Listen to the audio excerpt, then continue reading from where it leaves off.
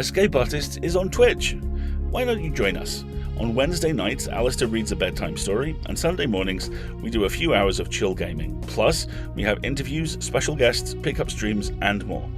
Visit twitch.tv/EA Podcasts and follow us to be notified when we go live and access VODs of past broadcasts. You can support us there too, with monthly subscriptions as well, or if you're an Amazon Prime member, you can support us for $5 a month for free. Free. Visit escapeartists.net/Twitch for a full walkthrough.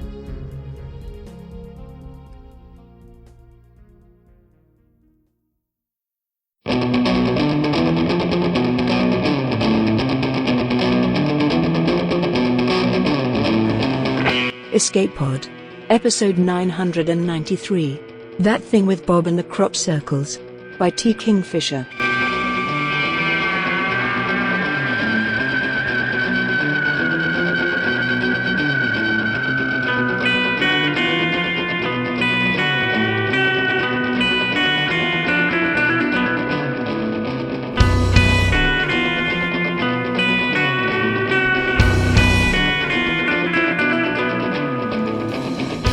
Hi there, welcome to Escape Pod.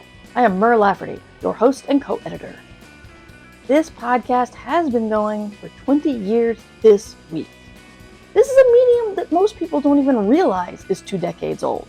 But Escape Pod was there in the first year, May 2005. Marking the anniversary is vital, and thanking you who got us there even more so. But the fact is, we're running a special episode today, and you're not here for me to say, oh my god, we're 20 years old today. You're here for the new T. Kingfisher story, That Thing with Bob and the Crop Circles. T. Kingfisher is the pen name of Ursula Vernon, used for works intended for older audiences. She is an American freelance writer, artist, and illustrator. She is best known for her Hugo Award-winning graphic novel, Digger, and for the children's book series Hamster Princess and Dragon Breath. She also writes short fiction under both names. Her awards include the Hugo, Nebula, and the Mythopoeic Fantasy Award. It's read for us by Kevin M. Hayes. Kevin has been reading science fiction since he was old enough to read, and has been writing it for almost as long. He is active in the Pittsburgh SFF organization, Parsec, and helps put on Confluence, a genre fiction conference every year. He has had stories published in Six from Parsec and Triangulation, as well as TV Gods, and most recently, The Realm Beyond. He's narrated some stories for Pseudopod, but we're glad he's coming over to this side. He lives in Pittsburgh, Pennsylvania with the love of his life, some of her children, and all of her cats. So go get a second cup of coffee. It's only 10 a.m., which is also story time.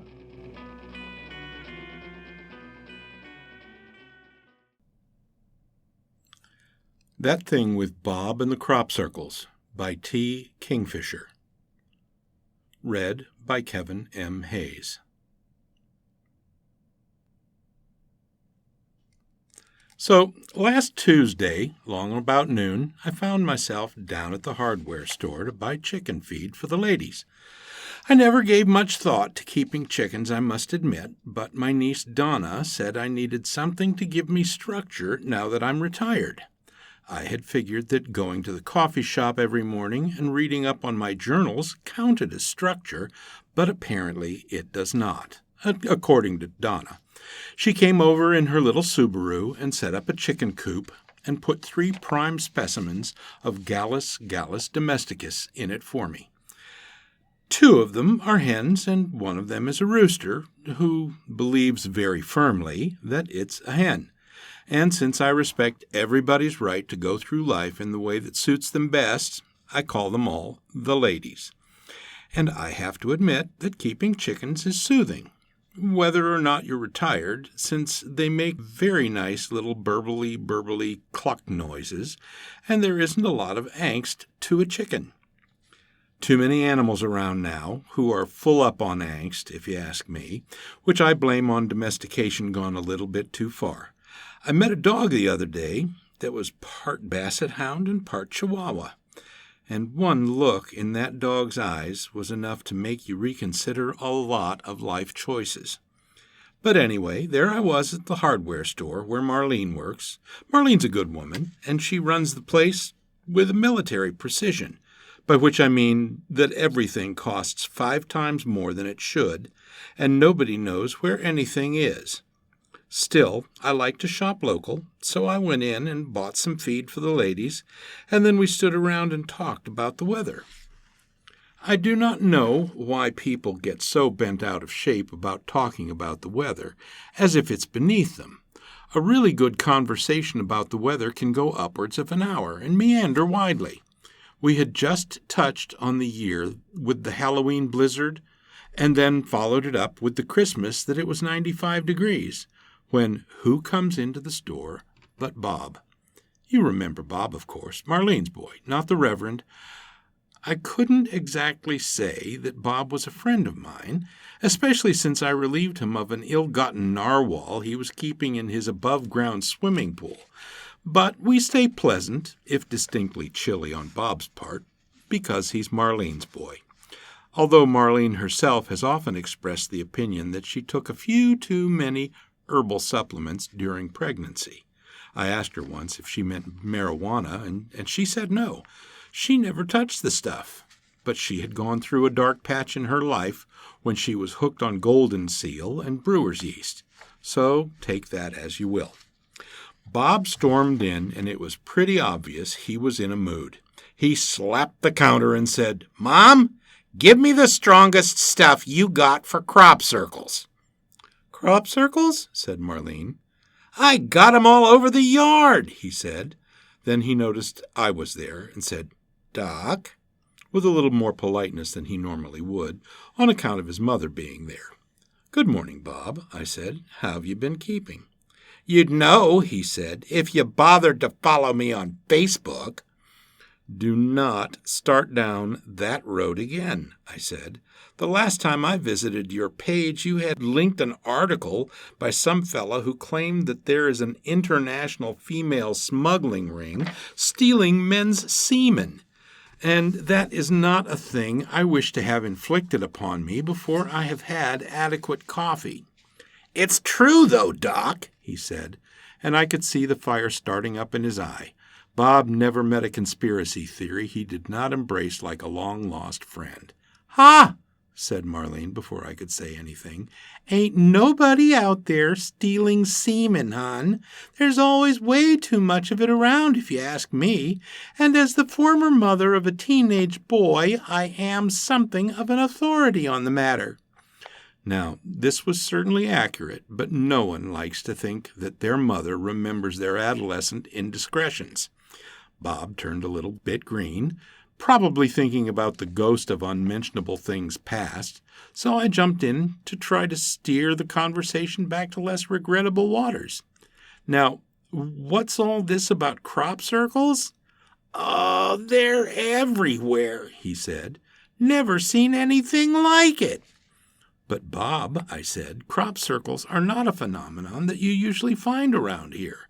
And when you do, it's almost always a couple of people with a board and a rope and a distinct lack of acceptable creative outlets. And also, though it pains me to mention it, you do not have crops." "Oh, yeah?" said Bob. "Well, take a look at this." He shoved his phone at me, and I peered at the first picture in the album, which was a flattened circle of dead yellow grass. Scale was kind of hard to make out, but there were 2 little round pock marks on one side, about 2 feet apart. "Well," I said after looking at it for a minute, "I believe this is where you had your old above-ground swimming pool, and those bits are where the legs on the ladder used to be." "It's the next one," Bob said. I scrolled over, and the photo was something yellow and crusty on the ground. "That's Fuligo septica, dog vomit slime mold." Bob glared at me and snatched the phone back. "I've got that crap everywhere, too." He grumbled and then flipped through a few photos before he showed me another one. And I gotta tell you, it sure looked like a crop circle. It was in the lawn, which hadn't been mowed for a while, so while it wasn't quite as sharp as a cornfield, it was still pretty clear. There were 3 big concentric circles with 7 little circles evenly spaced along the outer 2. And then the inmost circle had a pattern of overlapping curves like a lace doily. It put me in mind of something, but I couldn't quite put my finger on what. "Huh," I said.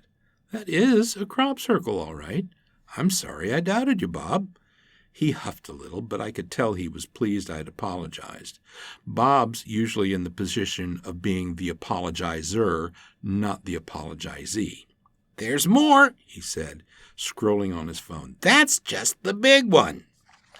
I looked at the other photos, and sure enough, there was something. I don't know if I'd call them crop circles the same way. They had a single big circle full of a kind of a snaky pattern, and then some little ovals outside the circle. "I got a couple of more like that," he said, glancing over my shoulder. And he did. One had a line linking the little ovals to the snaky circle, and one had a big circle around all 3 of the smaller ones, but they were all variations on a theme. I scratched my head. "Never saw a crop circle like that," I said. It made my brain itchy, whatever it was. Had a sense that there was some kind of pattern, if I could just figure it out. I took my bag of chicken feed and waved to Bob and Marlene and went out, trying to figure out where I'd seen those shapes before and why they seemed so dang familiar. Now, this would be a better story if I had some kind of dream that explained everything, like the fella who dreamed about snakes grabbing each other's tails and woke up knowing how benzene worked. But my dreams are always the kind of nonsensical stuff where I've got to teach a class and I get there and it's supposed to be French or economics or one of those other classes I can't even fake my way through. And I only have slides for the evolutionary biology of zebra mussels, but there's no slide projector. And also, I'm not wearing pants. So I didn't dream about Bob's crop circles at all. No, what actually happened was that I was at the coffee shop reading up on journals and looking at pictures of a mama dog who had adopted 6 little baby ducks. And one of those ads came on where the doctor says that one weird trick will help you lose weight. And while I was clicking trying to get the damn window to close, I hit another ad for fertilizer. And it had atoms of nitrogen and phosphorus and potassium all animated and going into a plant's roots, and I nearly dropped my coffee cup, because Bob's big crop circle was none other than a nitrogen atom, only 10 feet across and made out of crabgrass. I thought about sending him a message on Facebook, but that would have involved having to look at his page, and he was probably still writing the theory about an international semen smuggling ring to force men to pay child support, and that seemed like a lot at that hour of the day, so instead I got my next cup of coffee to go and went out and hopped in my truck and drove over to Bob's house. He was sitting on the porch glaring at the grass when I pulled up. "Doc," he said, "something I can do for you?" "I figured out your crop circle," I said. "Crop circle?" he said. "Ha! That's the least of my problems now." "What?" I looked around the lawn, which had a fine crop of dog vomit slime molds going, but otherwise looked like any old ratty lawn that happened to have crop circles in it. "Got a gas leak," he said. He waved a roll of duct tape at me. "Shit. You called the company?" "They're useless. I got the duct tape. I'll fix it myself." "Bob," I said, "the workings of natural gas are not a place for the amateur enthusiast, no matter how much duct tape he's using. I am afraid that you will turn yourself and your trailer into a fine dust and scatter them both all over the landscape." "It ain't in the trailer," he said. "Come, take a look." He got off the porch and waved me over. And if I had the sense that the good Lord gave a rutabaga, I would have driven away. But I was afraid that turning the ignition was going to ignite any gas in the area. So I was effectively trapped. I got out of the car. Bob pointed me to one of the big dead circles. I sniffed. I didn't smell anything. "It doesn't smell," said Bob, only he said it about 2 octaves higher than normal. "What?" I said, and damned if I didn't sound like a Chipmunk Christmas album myself. "Right around here," squeaked Bob. "It's coming up from this spot." "Bob," I squeaked, and then I stepped back out of the circle and coughed a few times, because the effects of prolonged loss of oxygen to the human brain ain't great, even if in Bob's case we might not notice it for a little while. "Bob," I said, sounding like myself again, "this is not a gas leak. This is helium. You have helium coming up out of the ground on your property, which is either an incredible stroke of financial luck or a sign that somebody got something very wrong in the pipes." "Go back to the bit about financial luck," squeaked Bob. "Not until you stop squeaking. Your mother is a good woman even if she overcharges for chicken feed, and I do not wish to be explaining to her how I let you die of oxygen deprivation while standing right in front of me." "Die?" squeaked Bob. "It's just helium. I ain't gonna die." "Bob," I said, "if you are breathing in helium, you are not breathing in oxygen. You are currently suffocating as we are standing here talking about it, and I do not wish to drag your unconscious body out of that crop circle. I am retired." "You said this one wasn't a crop circle, though." I started to defend myself, but then it occurred to me that Bob was obstinate enough to stand there and argue the point while his brain cells expired one by one. And since I have always felt a certain pity for Bob's brain cells, I'm afraid I lied and said, "Also, prolonged exposure to helium can cause erectile dysfunction," whereupon he damn near teleported out of danger. I paced a circle of my own around the helium area and realized Bob had been right, which made twice in a week a personal best. This wasn't a crop circle. This was the spot where the above-ground swimming pool had stood. I could see the 2 little circles where the ladder feet had been. 2 little circles and a great big circle, and a diagram of a nitrogen atom nearby. "Eureka!" I cried, and Bob said, "Where?" And I was so excited that I didn't bother explaining to him about Archimedes in the bathtub. "Bob," I said, "this isn't a crop circle. It's a helium atom." "Huh?" "A big nucleus full of protons and 2 little electrons on the outside. And now there's helium coming out of it." Bob scratched the back of his head and said, "Right, Doc. Okay." I went over to the big crop circle that I realized was a nitrogen atom and wished I had some way to test for nitrogen in the air, except that once I looked at it for a bit, I realized that this wasn't actually a nitrogen atom by itself. It was more complicated than that. The nitrogen atom had 4 little crop circles coming off of it, which each had 1 little electron circle, although one was funny-shaped, and the funny-shaped one was linked to another big nitrogen atom, which had 2 more crop circles coming off it, and those were absolutely lousy with electrons, and "Holy Mother of God," I said, "it's ammonium nitrate." "Run this by me again, Doc," said Bob, loading another sack of Marlene's best fertilizer into the back of my truck. "You made the shape of a helium atom," I said, "and you got helium. Now there's a crop circle shaped like ammonium nitrate. I am guessing, and this is by way of a hypothesis, mind you, that something is asking for a fair trade. It gave you what you asked for, and it wants ammonium nitrate in return." "But I didn't mean to ask for helium." "I am aware of that, Bob." "I'd have asked for gold if I knew we were getting wishes." "By rights, I'm supposed to put you on a watch list for all this fertilizer," Marlene said. "You could blow something up with it." Bob and his mother got into an argument about watch lists and whether Bob was keeping on the down low, as he said, or whether he was on so many watch lists already that one more barely mattered, as she said.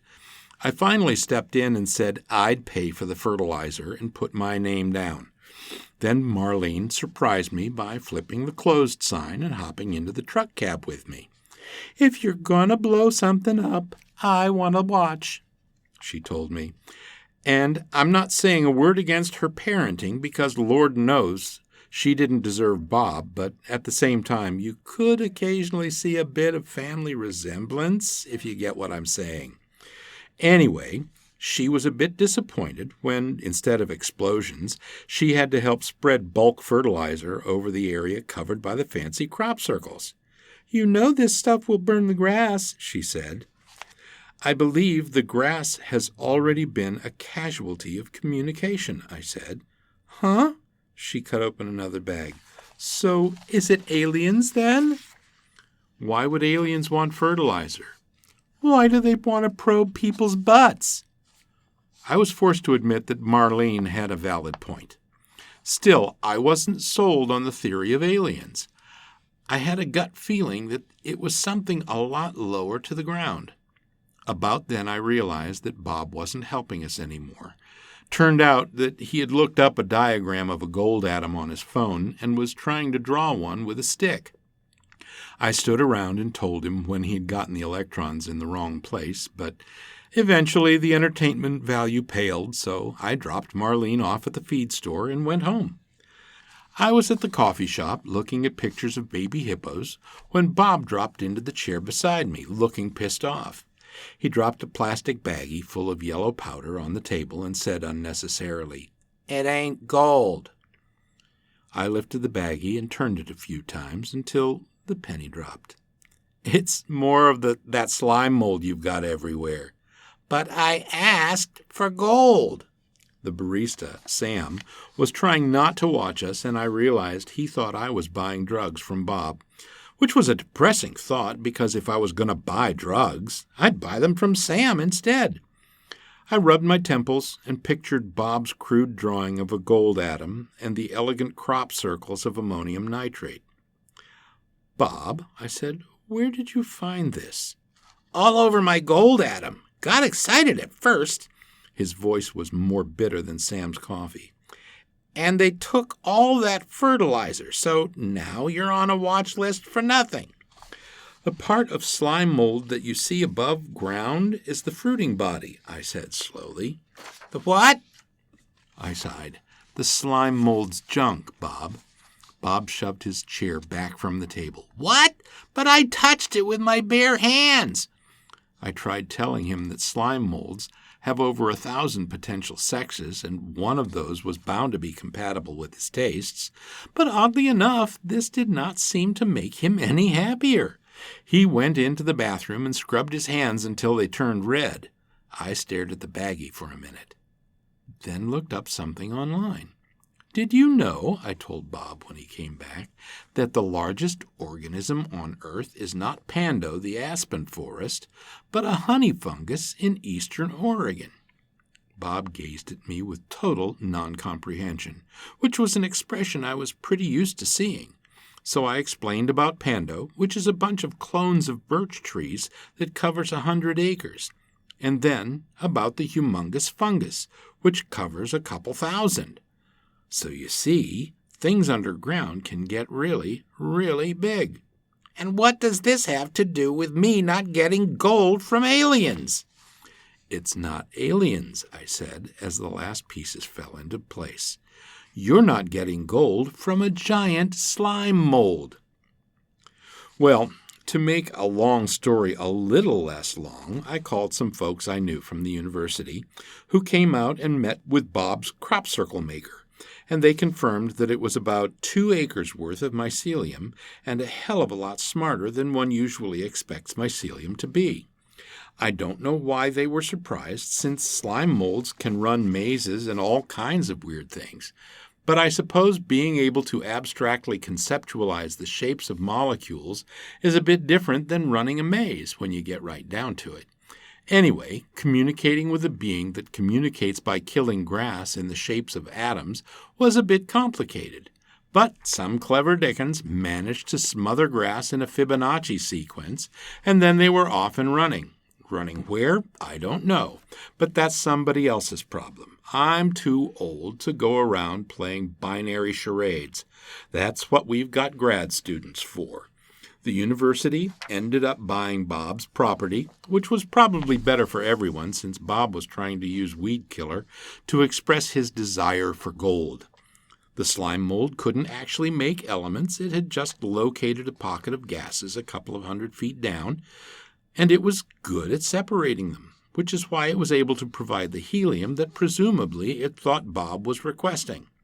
Last I heard, the university was in negotiations to borrow a couple of hunks to use as filters. All it seemed to want in return is fertilizer. But I guess that's understandable. My old buddy Wilmarth from the university asked if I wanted to author the paper, but I said that it was too much work and I'd be happy just to be the co-author. Bob was a little bitter that the slime mold got a co-author credit too, and he didn't, but I told him it had been named Fuligo Roberti in his honor, and he thought that was pretty cool. The university bought him a nice triple wide, and he set it up on Marlene's back 40. Last time I went in to get feed for the ladies, she said that he was still making crop circles in the crabgrass, trying to get himself a proper gold slime mold this time. Wilmarth says that Fuligo Roberti might be more than 1,000 years old, and just never paid much attention to mammals until Bob's pool made a shape it understood. I felt a little bad thinking that its first contact with humanity was Bob, but it could have gone a lot worse. It's happy, the university's happy, and Bob's as happy as Bob ever gets. And me? Well, I'm just happy I'm retired.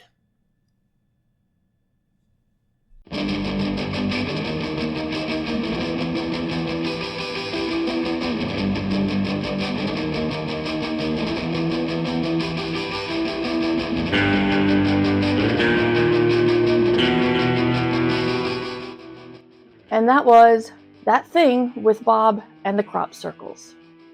10 years ago, T. Kingfisher first introduced us to Bob in our e-zine, Mothership Zeta, Issue 2. There'll be a link to this in the show notes. That time with Bob and the Unicorn was just weird enough that I knew there had to be more to Bob's stories, so I was delighted when Kingfisher delivered more absurd science fiction for Bob for our 20th anniversary. What is there to say about Bob? He's a nexus of weird. He's not bright in the least, and definitely someone willing to cut corners however he can, but he has a knack for landing himself into the wildest situations. Kingfisher is a multi-award-winning author who writes primarily in horror and fantasy, or dark fantasy, or fantasy that she thinks is just fine, thank you very much, but freaks everyone else out and she has to say, oh, I guess that's horror too.